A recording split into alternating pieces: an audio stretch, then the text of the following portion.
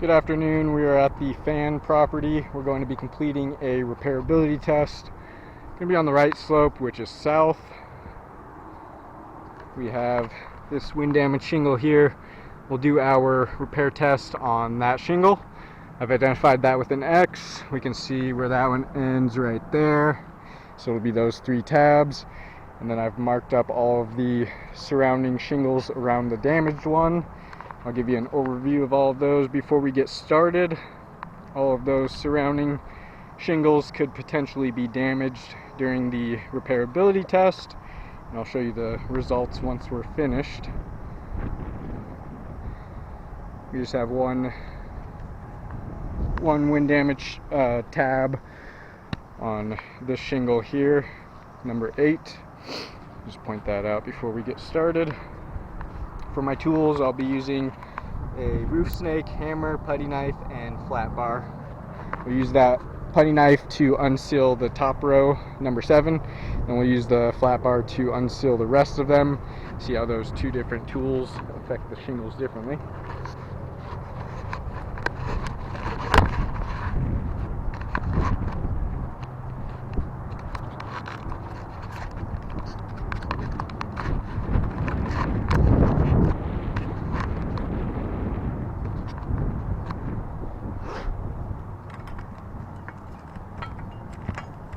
Alright, we'll get started with the putty knife.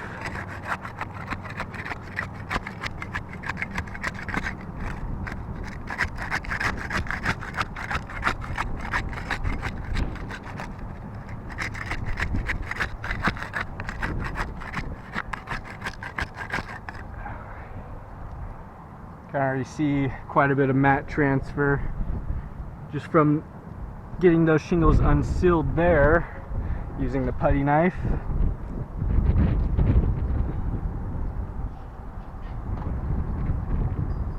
Show that mat transfer, and then we'll use the flat bar to unseal the rest of them.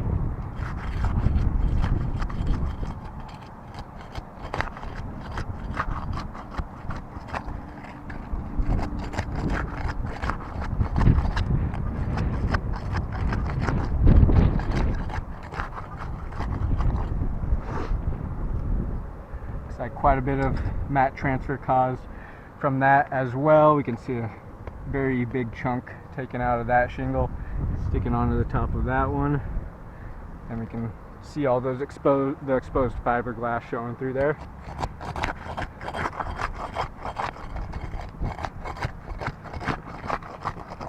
So we can see either tool that was used, whether it be a putty knife or a flat bar, either of those tools will cause some form of mat transfer. We'll start removing these nails now.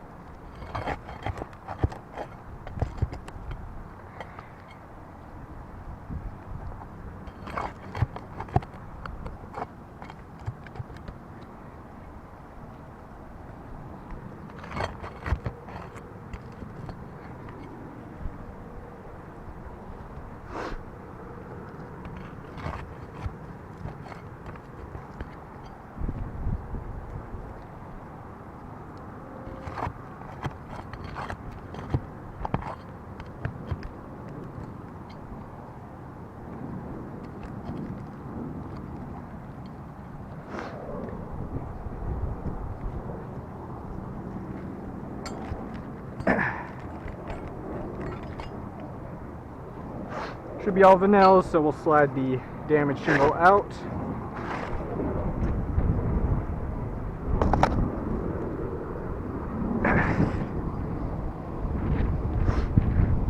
And we'll get this new shingle in.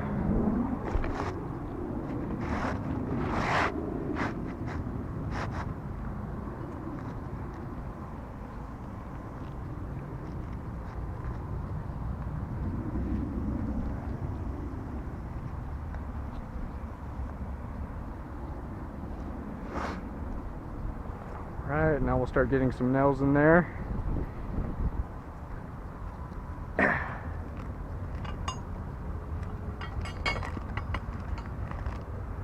Be using the roof snake to put those nails back in.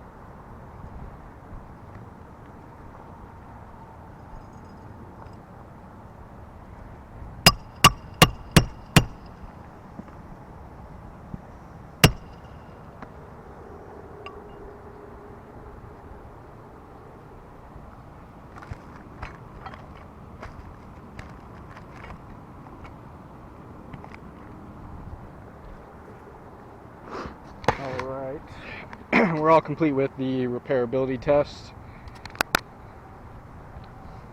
I'll give you another overview here after the fact.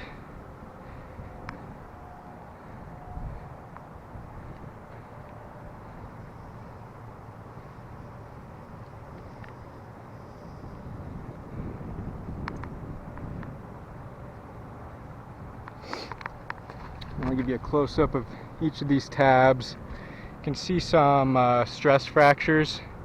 You can see right here in the middle where the matting broke right there, which causes damage to the integrity of that shingle and also affects its water shedding capabilities. You can feel it's very weak on the top.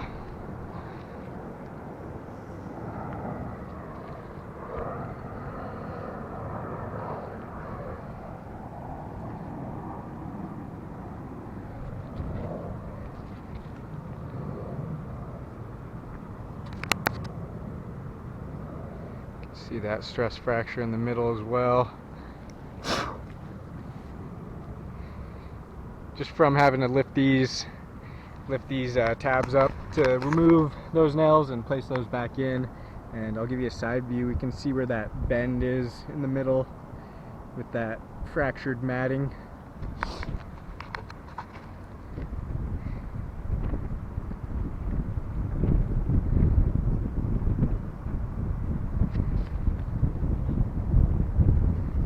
Close up of this one.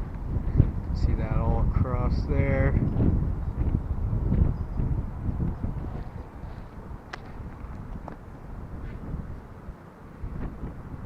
Same thing here. And this one we can also see up here.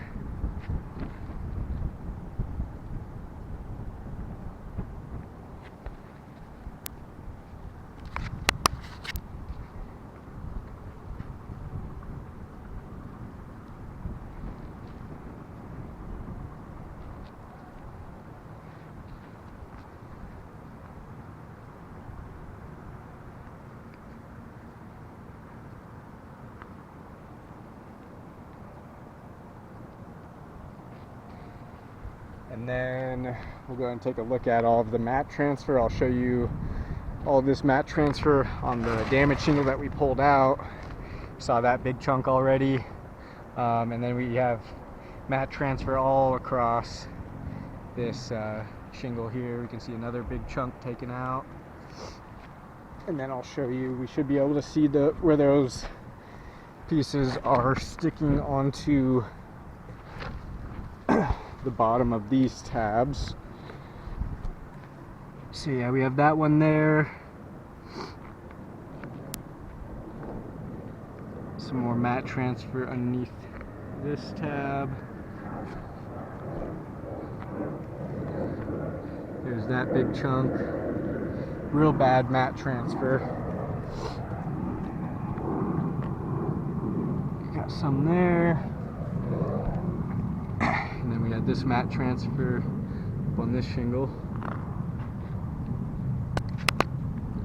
You can see where those pieces were taken off right there.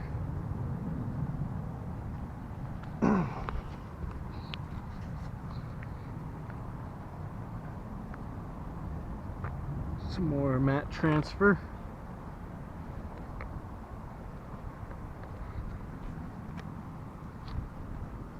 And all along this one as well. So with all of that mat transfer, along with these stress fractures we can see on these tabs here, you can see from repairing this one wind damage shingle here what the insured is going to be left with. They'll be left with an additional 3 damaged shingles. You can see these are all 3 different shingles here, and they're all damaged. So each wind damage shingle that is repaired is going to leave the homeowner with an additional 3 damaged shingles. And those are all going to be potential leak hazards with the broken matting, since that matting is the main component for the water shedding capabilities. So that will be leave the roof vulnerable to that, and that's also just damaging the integrity of the whole shingle with having that fractured matting there. So I do not believe that this roof is repairable. You can see the results from the repair test there. And then I just wanted to point out over here as well, we have another right slope here. We just did the repairability test on that other right slope, which failed repairability. And then I wanted to point out here, so once we start getting into repairs on this right slope, you can see where these shingles will ultimately bring us into the valley. You can see if we make repairs to this shingle here, we're going to be causing damage to this shingle above. And we can see, looks like that one ends right there. So we'll have to make repairs to that shingle, and so on and so forth, eventually bringing us into this valley. And in order to make repairs on this right slope, repair those shingles, we will have to manipulate these shingles on the front slope, because we can see these right slope shingles go underneath. So in order to make repairs to these right slope shingles, we'll have to manipulate these shingles on the front slope, most likely causing damage to those shingles as well, and having to make repairs up from there.